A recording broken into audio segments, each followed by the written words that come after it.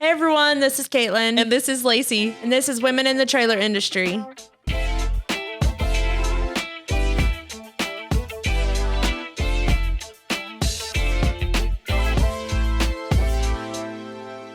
Today we're going to talk a little bit about planning big events, kind of the planning up to the event, what happens during the event, and all the things in between. Yeah.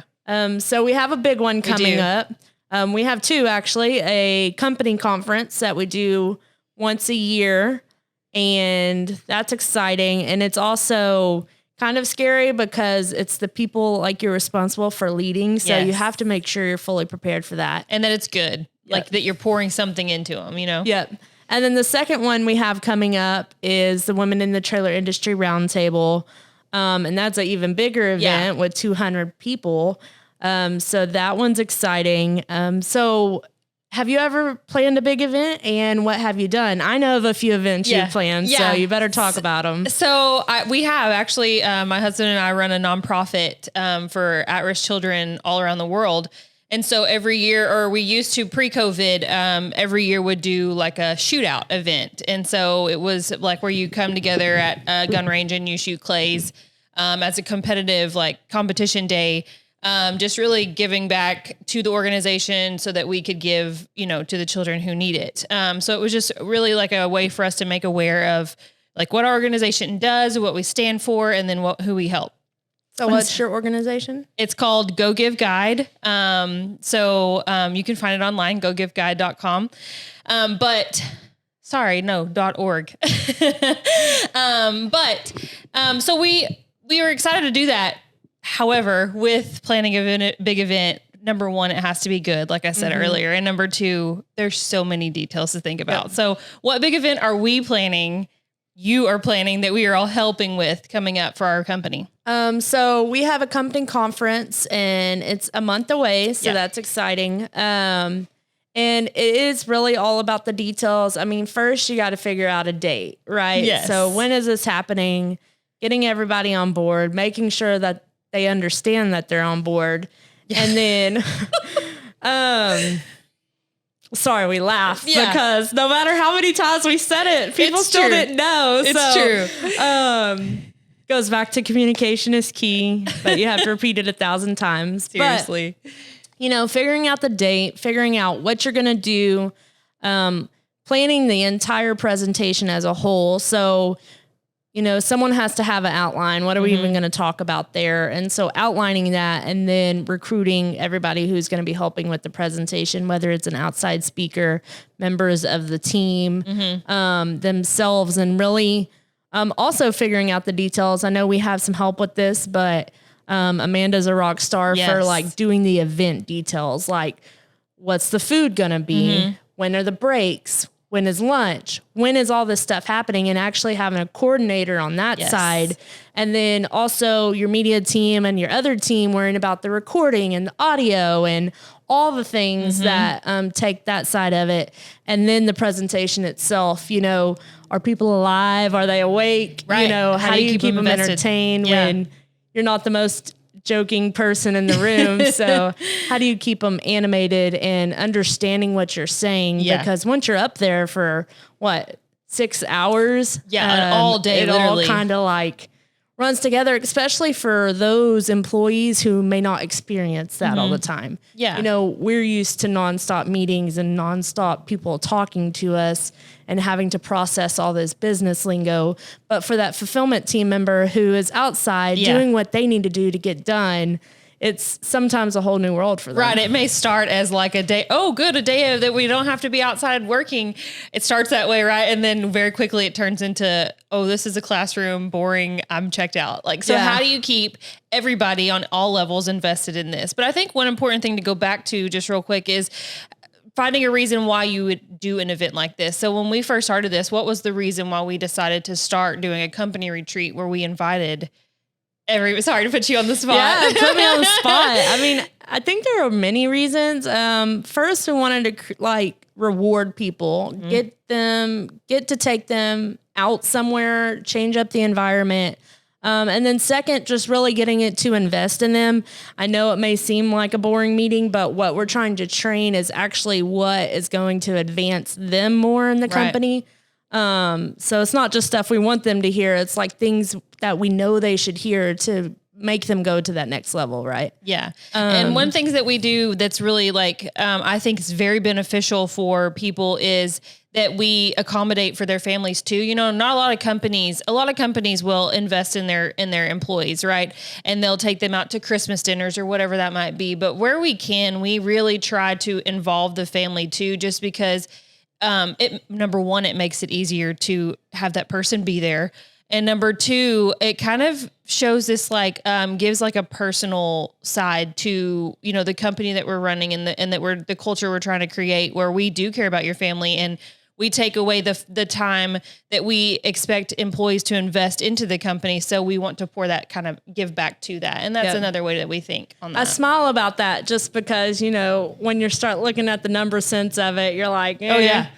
It makes you draw back. Only, yeah. You know, Amanda's trying to say, hey, Caitlin. Yeah, for sure. Finance is like, wait, this is going to be very expensive. But I will talk on that. Like, so my husband's company, they always do like really nice things for their employees, and that's wonderful. But there's not been one event where the family can attend. And so it's only employees. And so I'm not saying that makes it bad. So there's two ways of doing things. I will just say that it makes it harder for him to want to be there, right? Because his family can't be there celebrating.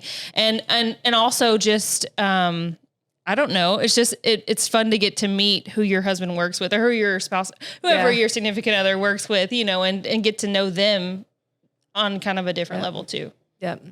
And then the next event we have coming up is the Women in the Trailer Industry Roundtable. And so this one's definitely different because, we're kind of the host. Like, I'm the moderator of the event, and obviously we have all the committee members. And then NATDA, they put it on, and then ATW and the Trailer Parts Outlet sponsor it. But then it's kind of like this space. Okay, like, who's taking care of the details? You know, I got with Andrea the other day, and I'm like, okay, so what about audio, AV? Like, am I doing a presentation? I think there should be a presentation. Yeah.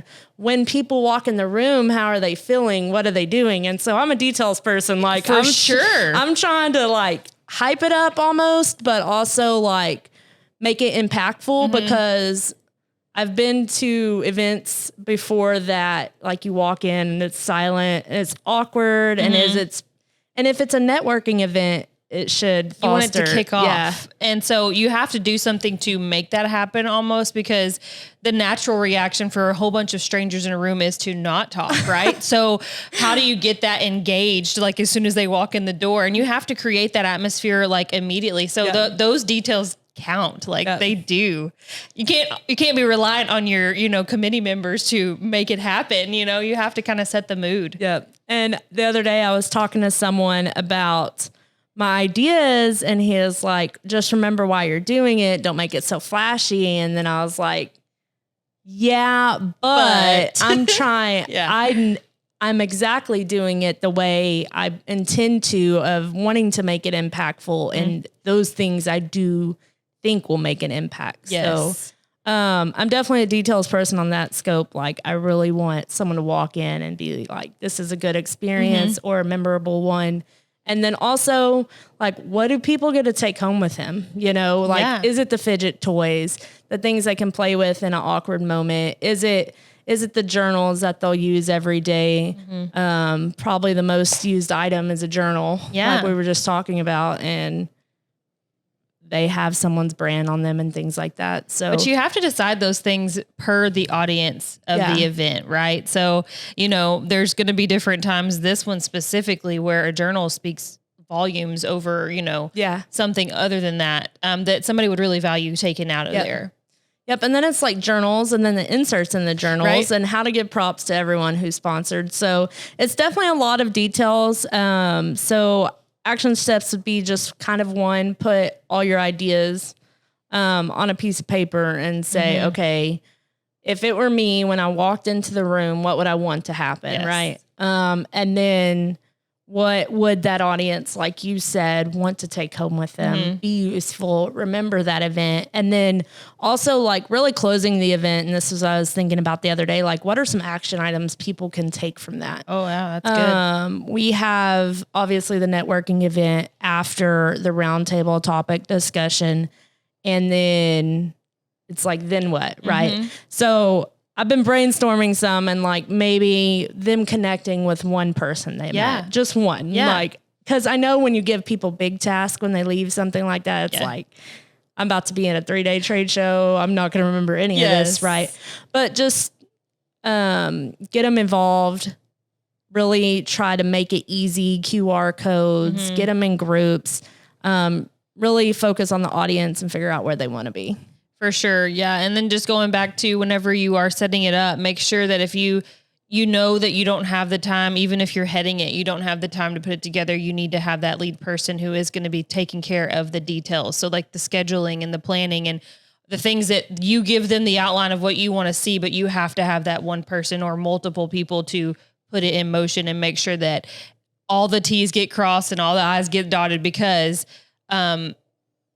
you're not going to have the time probably. If you're putting on that event, you're not going to have the time to do those things too. So, and that gives you time to make sure that your message is good and you're not crunching that at the end and trying to prep everything too.